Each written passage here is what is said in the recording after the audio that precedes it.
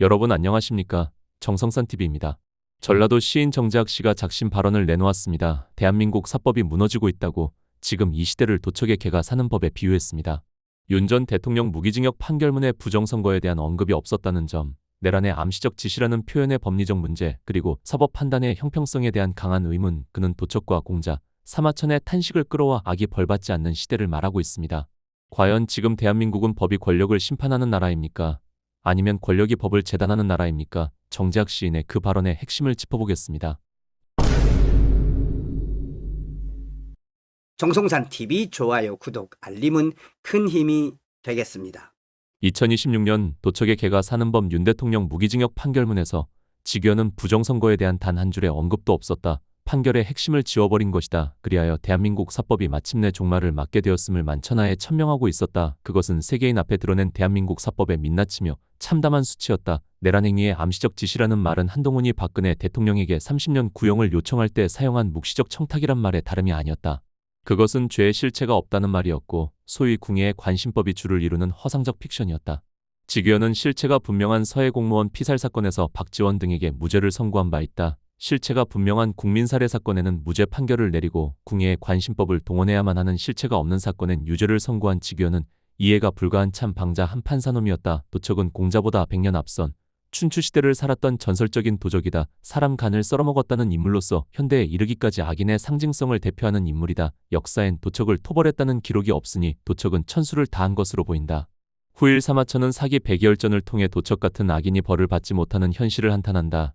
인육을 먹는 도척 같은 놈은 집에서 편안하게 죽고 백이숙제 같은 선인은 굶어 죽었다. 악인이 천수를 누리고 선인이 비참한 최후를 맞이하는 현실에서 사마천은 천벌에 대한 회의적인 화두를 던진다. 과연 천벌이라는 것이 있기는 한 것인가?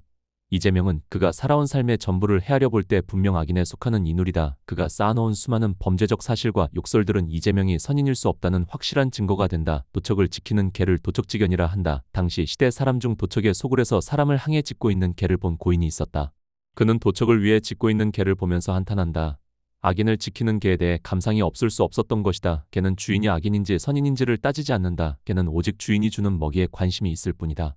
그리고 주인을 위해 나쁜 사람 착한 사람을 가리지 않고 짚고 물어뜯는다. 죄의식 자체가 없는 것이 도둑을 지키는 개의 본 모습이었다. 그리하여 무려 3000여 년을 내려오면서 도척의 개는 악인을 위해 옳고 그름을 가리지 않고 굴종하는 사람을 비유하는 말이 되었다. 현재의 사법부를 보면 이재명을 위해 짚고 물어뜯고 뒤따르는 개들의 무리가 보인다. 위증교사 재판에서 위증한 자가 있음에도 위증교사범 이재명은 죄가 없다는 판결을 내린 자부터 이재명 재판에 공소기각을 내리고 도망친 검찰, 그리고 계엄이 내란일 수 없는 사실을 누구보다 잘 알고 있으리라 싶은 자들이 윤석열 대통령에게 사형을 요구한 사실까지 많기도 하다. 필자는 대한민국 땅에 이재명의 개들이 날뛰는 현실에서 이게 생시인가 싶어 가끔 볼을 꼬집기도 한다. 차라리 꿈이었으면 싶다. 우리가 어쩌다 이런 세상을 살게 되었는가. 도척의 개들 마음대로 법이 만들어지고 사법부 검판사들이 그 법을 찍고 물어뜯는 개판이 된 상황에서 우리는 대한민국의 입법과 사법을 믿지 않게 되었다. 지금 대한민국 사법은 도척의 개들로 인해 경멸의 대상이 되었고 사법의 명예는 사망 선고가 내려져 있다. 드디어 한미훈련에 태클을 걸고 나선 방위 출신 장관은 한미동맹 해체에 그 목표를 두고 있는 것으로 판단된다. 걔는 정치계와 사법부에만 있는 것도 아니었다.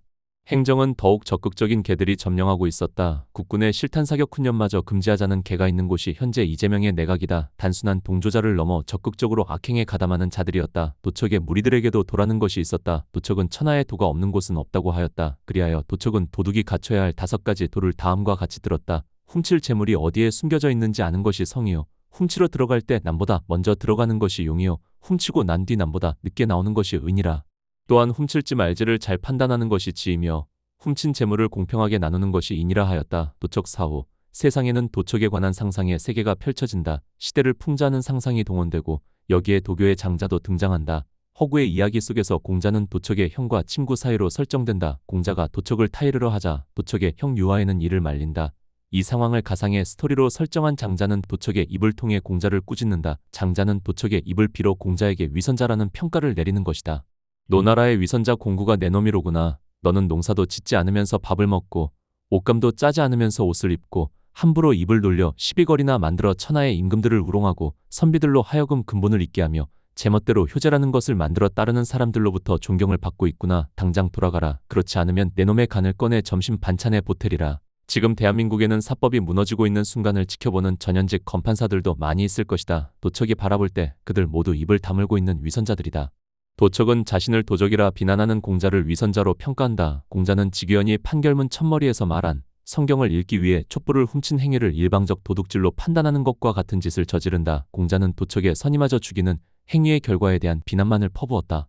윤 대통령의 선의는 부정선거를 밝히는 데 있었고 국정을 마비시키는 수없는 탄핵을 막기 위함이었으며 예산 독재를 방어하기 위함이었다. 교육부 장관이 대통령 대리가 되는 상황과 예산 독재는 막아야 할 구국의 선이었다. 심지어 그들은 KF-21 예산마저 깎았고 지금 그 깎은 예산으로 인해 KF-21 사업은 좌초될 위기에 처해 있다. 그러므로 직위원의 판결은 윤 대통령의 선의를 살펴보지 않은 악의의 판결 혹은 눈 감은 장님의 판결이었다. 도둑이 된다는 것은 살기 위해서 선택한 최후의 방법일 수 있다. 전쟁을 피해서 혹은 굶주림을 피해서 어쩔 수 없이 도적이 된 사람들. 도척은 자신을 따르는 9,000명에 이르는 무리를 보살펴야 하는 위치에 있었다. 5가지 도에서 보았듯이 도척은 자신의 배를 채우는 사람이 아니었다. 무엇이든 공평하게 나누고 위험한 일엔 앞장선 사람이었다. 단순히 도적이라 부르기엔 무리가 있는 사람을 도적이라 일방적인 비난을 퍼부은 공자. 그래서 도척은 공자를 위선자로 보았다. 이재명이 자신을 따르는 무리들을 위해 윤석열 정권을 무너뜨린 것은 아닐 것이다. 자신의 사법 리스크를 벗어나기 위해 몸부림친 결과가 오늘날 이재명 대통령인 것이고 평소 반미의 길을 걷던 무리들은 이재명을 이용하고자 스스로 개가 되었을 것이다. 단종을 죽인 세조는 그 자신 처참한 업보 속에서 몸부림치며 산다. 이성계 역시 조선을 개국하지만 최영과 왕실을 몰살시킨 업보를 피하지 못한다. 천라지망 간혹 하늘의 그물이 너무 성그러서 빠져나가는 자도 있을 것이다. 그러나 안심하지는 마라. 천벌이든 인벌이든 심판의 날은 반드시 올 것이기 때문이다. 이재명 정권 주변에선 개짖는 소리가 끊이지 않는다. 귀를 막는다. 산다는 것이 행복하지 않아서 다만 오늘의 현실이 꿈이었으면 싶다라고 작심 발언을 했습니다. 사법이 신뢰를 잃는 순간 국가는 뿌리부터 흔들립니다. 입법, 사법, 행정이 서로를 견제하지 못하면 민주주의는 형식만 남습니다. 분명한 건 법은 정치의 도구가 되어서는 안 된다는 사실입니다. 정재학 시인이 이번에는 직위원 이재명에 이어 죽은 이해찬까지 박살냈습니다. 정재학 시인이 이해찬을 향해 남긴 매우 충격적인 평가, 그 직격탄 발언을 전해드리겠습니다. 이해찬이 살아생전 3가지 거짓말과 4가지 개소리 남겼다고 설명했습니다. 평생 이해찬은 박정희 대통령이 독재자라고 속였고 전교조의 교육은 참교육이라 하였으며 5.18 공자로 살며 세상을 속인 것이라고 꼬집었습니다. 특히 이해찬에게 삼기라는 호를 붙이며 그 의미를 조목조목 해부한 이 글은 단순한 추모가 아니라 역사, 교육, 민주, 공정이라는 이름으로 포장된 거짓의 실체를 고발하는 선언문에 가깝습니다. 정재학 시인의 이해찬 평가에 대해 전해드리겠습니다. 3기 이해찬 공을 보내며 이복의 해찬공, 자네도 드디어 해탈하였네 그려. 이승의 묵은 껍질을 벗고 혼만 남았으니 이 얼마나 좋겠는가 경아들이네. 육신의 껍질이야 자네가 살아온 영역의 흔적일 것이니 아까울 것 없겠지만 자네 가는 길에 무수한 만장 휘날리는 장면은 참 부러운 일일세. 이렇게 송별의식이 풍성하니 나라고 추모의 정 어찌 없겠는가. 그리하여 자그마한 선물 하나 전하고프네. 대개 동양에서 살다간 인간들은 호를 하나씩 챙기더라고. 그런데 자네는 그 흔한 호도 하나 없이 가서야 쓰겠는가. 그런 뜻에서 이 우인이 삼기란 호를 추모의 정으로 보내네. 마음에 들지 말지 모르겠으나 자네 삶을 압축한 것이니 고맙게 받아주시게나. 호의 뜻은 이렇네. 자네는 3가지를 속였고 4가지 개소리를 남겼다는 의미이네. 왜 그릇 길을 쓰느냐는 답은 이 글 말미에 가르쳐 주겠네. 그렇다면 국민을 속인 3가지란 무엇일까를 생각해보세. 자네는 평생토록 박정희 대통령을 독재자라 하였네. 맨 처음 난 자네 말을 믿었지. 그런데 말이지 그 말을 확인하고자 파고들었더니 박정희 대통령은 독재자가 아니라 우리 민족을 가난과 죽음과 비통한 지옥에서 구원해낸 망고의 영웅이시더라고. 독재자와 구원자, 자네는 독재자라 하였지만 진실은 구원자였네. 등소평마저도 자신의 멘토로 삼은 분이었고 조국 근대화를 평가하는 세계 경제학자들은 선택과 집중이란 말로 극찬하는 대통령이셨더라고. 그럼에도 평생을 박정희는 독재자라고 울부짖었던 자네는 세상을 속였던 것이네. 그토록 세상을 속였으니 응보가 어찌 없겠는가. 어제 떠난 저승길이 참 편치 않을 거란 생각이네. 박정희 대통령에 관해서는 할 말이 만가지는 되겠으나 그것은 자네가 저승에서 곰곰이 생각해 볼 일이네. 평생을 박정희 비난으로 먹고 살았으니 진실에 대한 책임은 온전히 자네 몫이 아니겠는가. 자네는 전교조 교육을 참교육이라 하였네. 그러니까 노동자 농민이 주인되는 세상이 참세상이고 그걸 가르치는 교육이 참교육이라는 것이었지. 그렇다면 세상의 주인 속에 나 같은 문의는 제외되는 것인가. 그리고 자네는 교사 65세 정년을 62세로 줄이고 수많은 교사들을 교단에서 명예퇴직이란 이름으로 몰아냈지. 박정희 대통령이 인재양성을 위해 만들어낸 모든 정책들을 모조리 무너뜨린 것이야. 국민교육헌장마저도 쓰레기통에 던져버린 자가 자네였네. 바로 김대중 시대 교육부 장관이었던 자네가 한 짓이었어. 그리고 그 빈자리에 사범대 출신 운동권들과 전교조 해직교사들로 채웠지. 결국 교단은 종북 교육이 시작되었고 김일섬 찬양 운동이 일어나면서 빨치산 추모제에 학생들을 끌고 참석하는 등 한마디로 개판이 되었지. 어디 한번 들어보세나. 이런 교육이 정말 참교육인가? 이런 거짓말 어디 있는가? 이 정도면 자네는 적어도 만년 동안은 지옥불 불꽃 속에서 천번만번 자네 지은 죄를 태워야 하지 않겠는가? 그걸 업장이라 한다네. 세 번째로 세상을 속인 것은 자네가 5.18 유공자로 살았다는 점이네. 말이 되는가? 난 당시 광주에서 대학 3학년을 다녔네. 그런데도 유공자가 아니야. 자네는 광주 한번 가본 적이 없다면서 유공자가 되었더구만. 5.18 유공자, 자네 지금 장난치는가? 양심이라도 바르다면 그걸 내놓고 사양하면서 물러나는 것이 도리일 것이네. 그런데도 자네는 끝까지 5.18 유공자로 살았더구만. 참으로 가증스럽다 해야겠지. 자네는 이렇게 국민과 세상을 향해 세 가지를 속였네. 가히 정의와 민주를 가장한 대국민 사기라고 봐야겠지. 다음으로 자네는 네 가지 개소리를 했네. 그 개소리 지금도 귀에 쟁쟁하네. 네 가지 개소리는 자네도 잘 알 것이네. 민주화, 반미, 평등, 공정, 이 네 가지야. 자네는 민주화를 입에 달고 살았지. 문제는 그 민주라는 것이 종류가 많다란 것이지. 자유민주, 공산민주, 인민민주, 민중민주 등등. 그런데 자네는 반미주의자였으니 자유민주는 분명 아니더군. 자네는 친북주의자였으므로 인민민주라고 해야 할까? 그러므로 민주주의자였다는 말 분명히 개소리였네. 민주화란 말도 북한식 민주주의로 가자는 말이 틀림없었네. 두 번째 개소리는 무엇일까? 그건 반미였네. 자주통일을 위해서는 미국을 몰아내야 한다며 우리끼리 통일하자며. 그래서 뭐가 됐는가? 자네 혹시 대한민국을 김일성 족속들에게 갖다 바치고자 한 것은 아닌가? 고려연방제, 지금도 국민들이 개꿈 꾸고 있는 줄 아는가? 개소리였네. 반미는 개소리였다 그 말일세. 자네 동지들 자식들이 미국 유학을 하고 시민권자라면 분명 반미는 개소리 아니겠나? 혹시 자네 이런 개소리를 저승길에서도 할 참인가? 세 번째 개소리는 평등이란 말이었네. 자네는 평등한 사람이었는가? 아니지. 칠선 의원에다 국무총리까지 하면서 죽기 전에는 민주평통이라는 단체까지 맡으면서 노욕으로 가득한 삶을 살았지 않은가? 무엇 하나라도 놓으려고 하지 않았더구만. 평등이란 말 좋아하지 말게. 자네는 평등한 사람이 아니었네. 능력껏 산 사람 맞지. 자네 비틀거리며 부축받으며 베트남은 뭐하러 갔는가? 거기는 공산주의 국가네. 자네가 소원하던 공산주의 나라라네. 그곳에 가서 반미주의자로서 인생을 마쳤으니 참 좋겠네. 인과응보 아닌가 싶구만.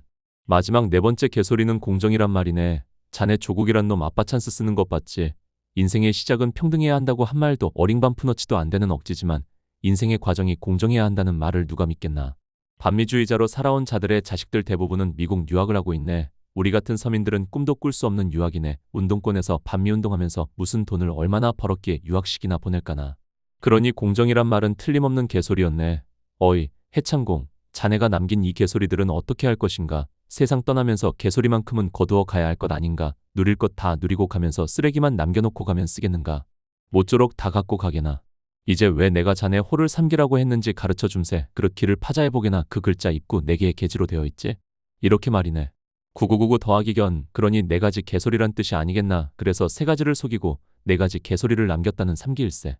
싫지. 싫으면 세 개의 그릇, 민주, 반미 즉 삼기로 살았다고 우겨도 되네. 내가 준 호인이 해석이야 자네 맘일세.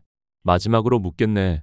자네 장례를 사회장으로 5일씩이나 한다는데 무슨 생각이 안 드는가? 무려 5일 동안 명복만 받을 거란 생각을 한 것은 아니지. 혹시 5일 동안 욕먹는다는 생각은 안 해봤는가? 5일장이라 어리석은 일일세. 부정선거 개표기 의혹도 있으니 그건 훗날 진위가 밝혀지겠지. 그나저나 3기의 창공, 저승길이 좀 바쁘겠네. 삶이야 뜬구름 일어나고 사라지는 일과 같은 것.